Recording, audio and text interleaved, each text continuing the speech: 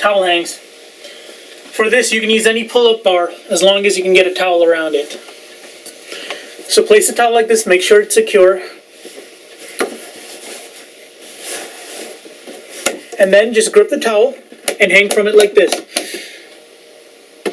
And just go for time to keep the grip up. To increase the difficulty, you can do pull-ups with this.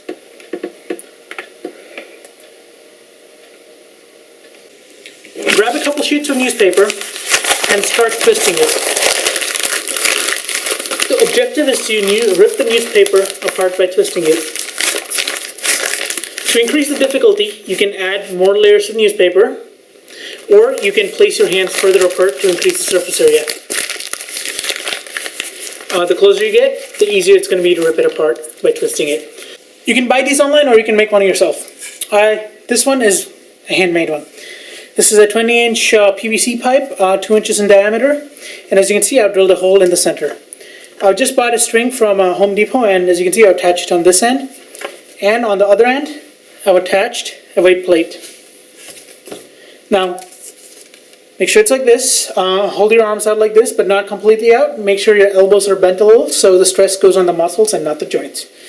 Now, what you want to do is just keep rolling it like this, and make sure that your arm stays in the same position. The objective is to make sure the weight reaches the top, and then you can reverse it controllably.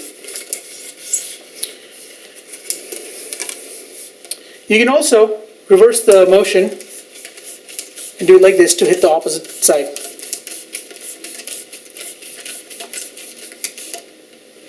Stretch your wrists a bit and grab a hammer by the handle. I'm using a 4-pound hammer in this video.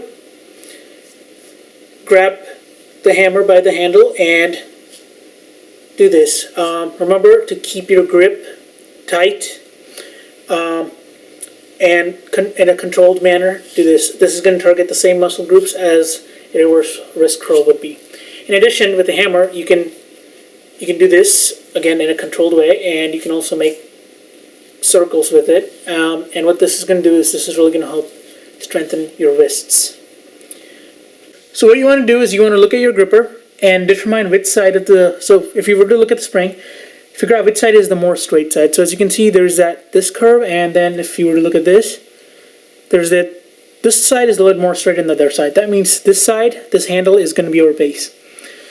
The next step is you want to place that base at the base of your thumb like this. So like this, and pinch it, not pinch it, hold it like this.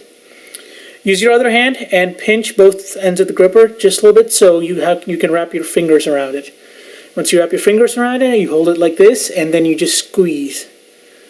Now, go for time when you're squeezing, so just try to hold it as long as you can, and try to improve your time.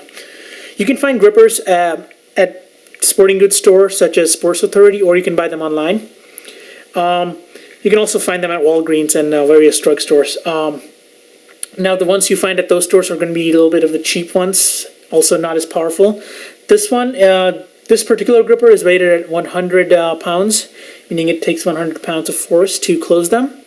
This one is made by a company called Heavy Grip, and you can find these online on their main website or Amazon. But there are a lot of companies out there that make stronger grippers that are more powerful than your average drugstore grippers. Another thing that you can do with your gripper is you can hold weights with them. As you can see here, I have a piece of wood that's not too thick, and there's a hole drilled on one end of it. And attached to this hole with zip ties is a weight plate. So what you can do is grab your gripper like you normally would and also set it up the exact same way. And squeeze it, but right before you squeeze it, put this in between them so you end up pinching the piece of wood. And hold the weight like this. What this does is this gives you direct feedback. So if your grip starts to loosen up, the wood will start slipping, and this really forces you to squeeze your hands, which in turn will stimulate your forearm flexors. Grab a stool. It's better if the top surface is slippery or smooth. Grab it with only one leg and focus on keeping the stool upright. Now, make sure it does not fall down, so concentrate your grip on keeping the stool exactly upright. Now, to increase the difficulty, you can move down and grab the base of the leg and try to keep the stool upright. Another way to increase the difficulty is to get a coin or something that's going to slide around. So as you can see, it slides. Put this in the center and then slowly lift it off the ground while grabbing one leg. And the objective is to make sure the coin does not fall off, to stabilize the stool throughout the whole way. And if you can do this without make sure the coin does not fall, what you can do is you can put tape or something in the perimeter and try to keep the coin in that certain area to even get the stool more stabilized. Most of the people have strong forearm flexors. Then there are strong forearm extensors. When this gap increases, the forearm pain develops.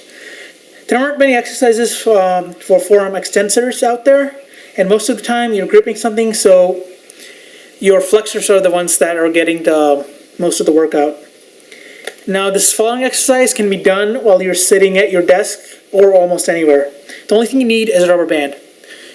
I'm going to be using a size 33 rubber bands, which I picked up from Office Depot.